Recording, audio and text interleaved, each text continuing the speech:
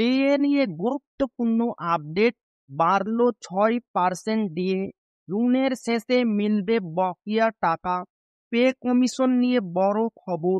সুখবর সরকারি কর্মীদের জন্য, সরকারের তরফ থেকে বেতন কমিশনের আওতায় পেনশনভোগী এবং পারিবারিক পেনশনভোগীদের মহার্ঘ ভাতা এবার 6% বাড়ানোর সিদ্ধান্ত নেওয়া হয়েছে। শুধু তাই নয়, বর্ধিত ডিএর বকেয়া জুন মাসের মধ্যেই মিলবে বলে জানানো হয়েছে।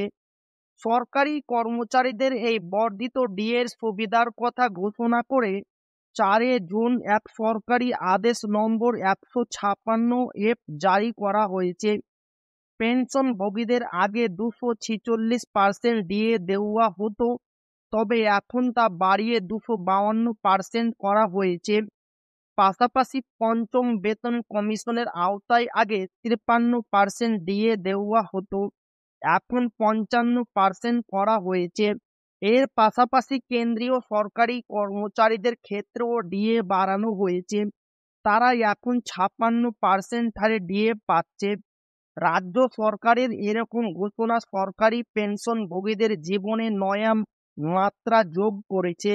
হ্যাঁ, দীর্ঘদিন ধরে যারা অবসরপ্রাপ্ত জীবনে কিছুটা বাড়তি আর্থিক সুবিধার দাবি করছিলেন, তাদের জন্য সোনাই সোহাগা। কেন্দ্রীয় সরকারি কর্মচারীদের জন্য এবছর বিরাট সুখবর ঘোষণা করা হয়েছে। জানুয়ারি মাসে অষ্টম বেতন কমিশনের গঠনের ছাড়পত্র দিয়েছে কেন্দ্র, আর এর ফলে আগামী দিনে বেতন কাঠামোতে বিরাট বদল আশা করা যাচ্ছে।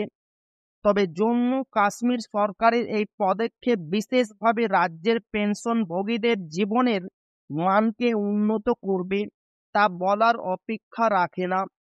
তো এই ছিল ডিএনএ খুব গুরুত্বপূর্ণ আপডেট যা আপনাদের মাঝে শেয়ার করলাম। তো ভিডিওটি ভালো লাগলো অবশ্যই আপনার বন্ধুদের শেয়ার করবেন যাতে তাদেরও উপকার হয়। আর আপনি যদি এখনো আমাদের চ্যানেলকে সাবস্ক্রাইব না করে থাকেন তো অবশ্যই চ্যানেলকে সাবস্ক্রাইব করবেন এবং আমাদের পাশে থাকবেন। তো আবারও দেখা হবে ডিএ রিলেটেড খুব গুরুত্বপূর্ণ ভিডিওতে।